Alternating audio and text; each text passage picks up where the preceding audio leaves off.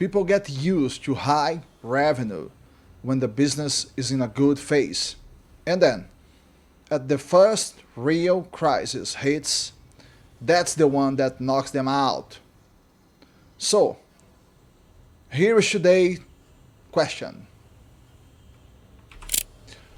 What separates the people who survive difficult years from those who quit too early? Welcome, friends. I'm Fred. Here we talk about business investments, real life, and training, all from my personal perspective.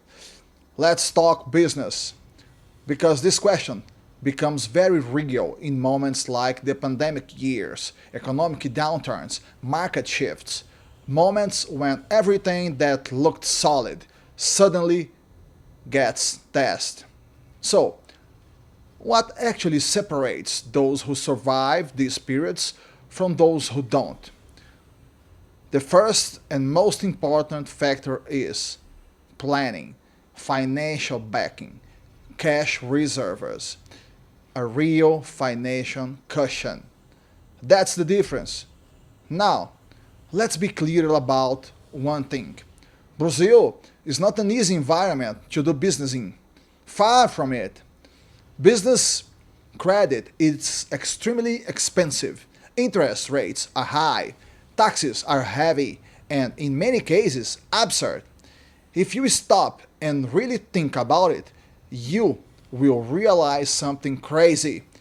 In many businesses, the total taxes paid are higher than the net profit itself. In a logical world, you would expect something like I make 20% profit and I pay 10 tax. But that's not how it works here. In reality, you might make 30% before taxes and still end up with less than that after everything is paid. But here's the key point.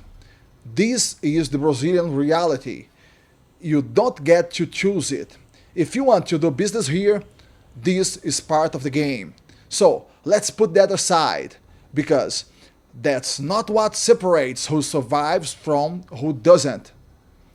What really matters is preparing for bad times while times are still good. And here's the mistake most entrepreneurs make. They enter a strong phase. Revenues goes up, cash flows improve, profits increase, and slowly they start believing this is the new normal. They believe that this level of revenue is permanent, that growth is guaranteed, that the good phase will last forever. That's the trap. If your business is generating strong profits right now, here's my advice, and this advice is simple, but brutal. Build an emergency reserve for your company of at least one full year of operating costs. That's what makes the difference. Because when a crisis comes, and it always comes, you need time. Time to adapt, to reposition, time to change strategy, time to reinvent parts of the business. And here's the key principle. The amount of money you have cannot be smaller than the time you need to react. If your cash runs out before your solution starts working, the business dies, even if the strategy was right. And here's where most people get this wrong.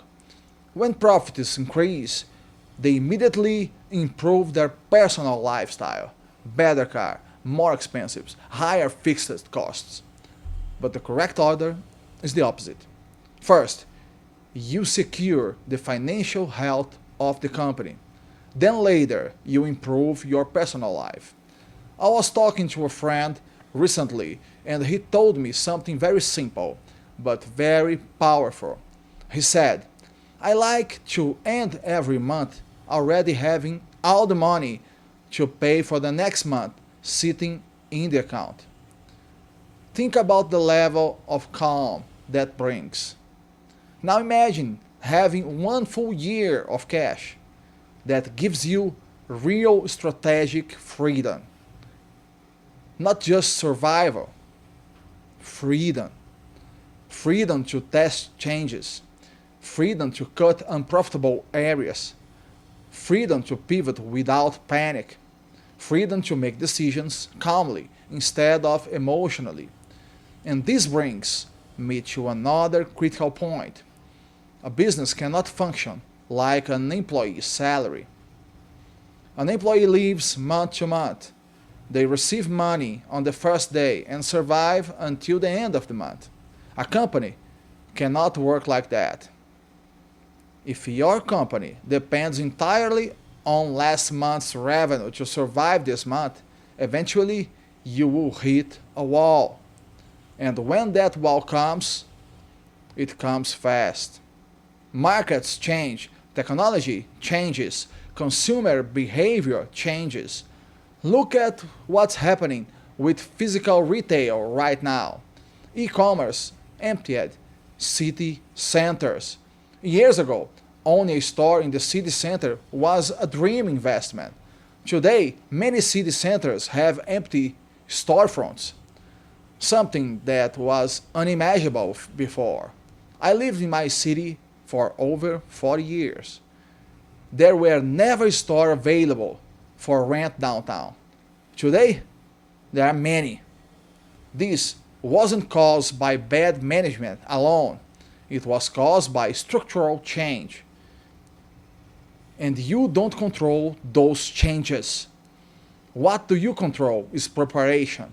So, that's the real answer to the question. What separates those who endure difficult years from those who quit too early? Preparation, cash, financial margin, time.